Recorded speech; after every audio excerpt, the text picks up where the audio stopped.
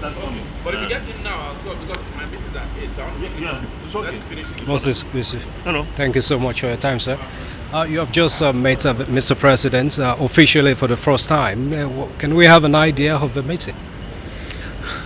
Well, thank you very much. You know, this is our administration. It's an APC administration, and Mr. President is our new president, and we have a lot of issues at the moment that we need to deal with. Firstly, I've briefed him on what we have been doing in the last few years, just for him to be abreast with the situation and what we can do in the next 1 week, because the ninth National Assembly, the ninth Senate particularly, is going to have his tenure ended on the 11th of June.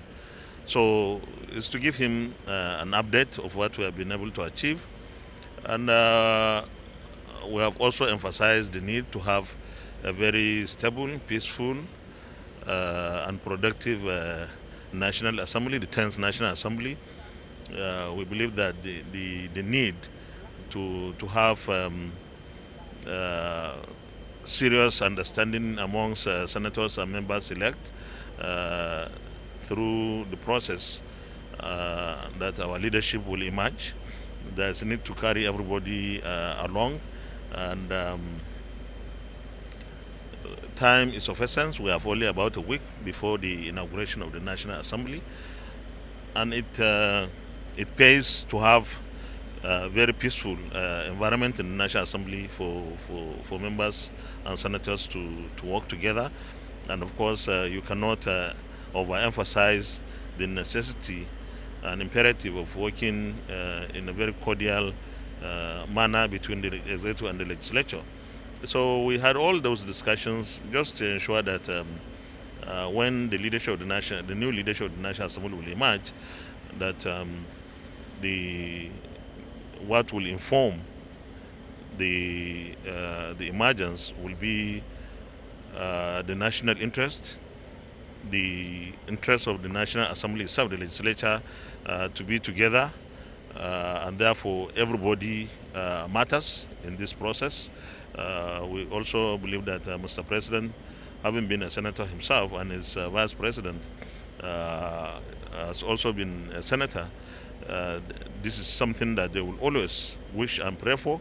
And as an outgoing presiding officer of the National Assembly, actually as chairman of the National Assembly, the ninth National Assembly, I find it dutiful and necessary to work with all the major stakeholders, especially the leadership of our country, Mr. President particularly, to ensure that I give the necessary my necessary opinion and advice on how the new leadership of the National Assembly should emerge and what we need to do to ensure stability, to ensure productivity of the National Assembly, and to ensure peaceful atmosphere between the legislature and the executive arm of government. And we are getting somewhere. Our prayer is we're able to resolve all the outstanding issues by the grace of God. And Mr. President is positively disposed to ensuring that everything goes on smoothly. Right, thank you, most distinguished. There have been speculations that you wish to return as the Senate President, which you have also countered subsequently. Can we have the true picture of what is happening? Was what you said I counted. So wasn't that a true picture? Well, on a more serious note, I've never indicated interest to run for the office of the President of the Senate in the 10th National Assembly. We have worked together with distinguished senators of the 9th National Assembly and members of the House of Representatives to create a very clement environment for us to work. We have been productive, much more productive than any previous National Assembly. We have worked very closely with the former administration, the administration of President Muhammadu Buhari, and of course that helped the administration also. And my prayer and wish and hope is that we were able to have a very peaceful transition from us who are outgoing as leaders of the National Assembly to a new set of leaders of the National Assembly who will continue to unite everybody in the National Assembly. In the Senate, we want to have a leadership in the Senate that will unite senators to work so well, regardless of their political parties. The same thing in the House of Representatives. But the truth is, I've never indicated any interest to run. But I have a responsibility to the Senate, to the National Assembly, having been in the National Assembly for almost 24 years now. And when we have about 70% of our members of the National Assembly, especially in the Senate, who are new, those of us that have been there longer owe everybody that responsibility to at least help in mentoring those who are new, even if we have no presiding officer or principal officer position. And I don't really wish to be one. I've played my part, and I'm happy that we have played our part. We have made our impact, very positive impact. Of course, we had our shortcomings, but I can hold my head high on behalf of all my colleagues in the Senate and indeed in the National Assembly, that this National Assembly has helped in national development in no means measure, because we have succeeded in getting very critical and crucial legislations passed and assented to by the former president. I understand your colleague is going to be made chief of staff. Did you hear that? I'm waiting for the announcement. You are speculating, and you know you are in the media. I'm not. I don't want to speculate. So you never heard anything like that? No, I've heard from you. It can't be from me. Oh, how do you know that I heard somewhere else? Huh? Gloria? So what did you hear? Just what you have said. You've heard? Yeah, from you. Well, let me say this. Let me say this.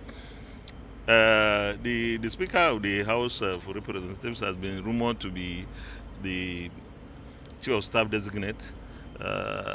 First of all, I pray that that comes to pass, and if that happens, Mr. President would have made a very wise choice, wise decision.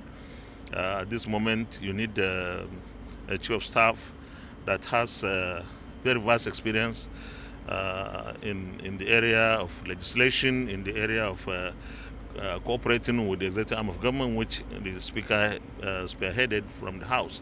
And he has a very good network and the support that is required. And when that happens, you know, this administration is going to be administration of the legislators. You have a president who was a senator, a vice president who was, because his senatorship has been vitiated by his oath of office as vice president. And then, of course, Chief of Staff, our potential Chief of Staff or designate Speaker, somebody who has been in the National Assembly for 20 years or so.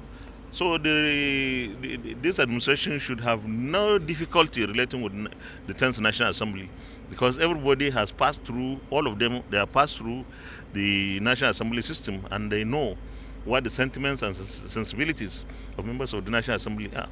And I hope that, in fact, they will take it to the next level, because the National Assembly has been vilified unnecessarily and unfairly for so many things. But for me, I take that calmly whenever we are called names, because everything has a price. You don't perform, you have a name to be called. You perform, they say you are Rabastam, but whichever name, what is crucial is for you to deliver your services in the national interest. And I'm sure the appointment of Speaker as Chief of Staff to Mr. President will be a very welcome idea to many. So I wish my brother very well that he becomes the Chief of Staff, and in advance, I pray for Almighty God to guide him and protect him in his new job. As a gatekeeper, it's not going to be an easy job. Good afternoon, sir. Good afternoon. How are you? Congratulations, right? Thank you. Thank you. So congratulations is in order. It hasn't been made official. Is there a reason for that? Be patient. Be patient. The system works in its own way. And allow the system to work. So before the end of the day? We'll see. We'll see. Thank you very much. Yeah? We'll see. Okay, you were also in a meeting Yes. between the president and the leadership of the National Assembly for the first time officially. Yes. Can you give us an idea of that? What happened at the I meeting? think the Senate President, you just finished talking to him. All right. Everything he said, I adopt. Okay. That's exactly what happened in the meeting. So how are you preparing the 10th National Assembly to have a cordial relationship with the new president? Well, I think we've all seen the benefits of a cordial relationship. Not necessarily in bed together, but cordial relationship. We've seen the benefits in the last 4 years, unless you don't want to be truthful, and we've seen the other side, where you don't have a cordial relationship, and which one inures for the betterment of Nigeria. I think the 10th Assembly, for the sake of Nigeria and for the sake of constituents, and having seen what happened in the last 4 years and what happened in the last 8 years, will toe that same line. And that does not mean, and it's very important to make that position very clear, a cordial relationship anywhere in the world between the legislature and the executive is supposed to be a symbiotic relationship. You don't have to be in gloves and boxing each other. No, that's not that. There's a saying that when two elephants fight, it's the grass that suffers, and we don't want that for the Nigerian people. We've gone way beyond that. It's all about checks and balances. The legislator would check the executive would check the legislature would check the judiciary. That's the democracy we run, and that's what it's all about. Thank you, right. Yeah. Yes, sir. Thank you very much. And now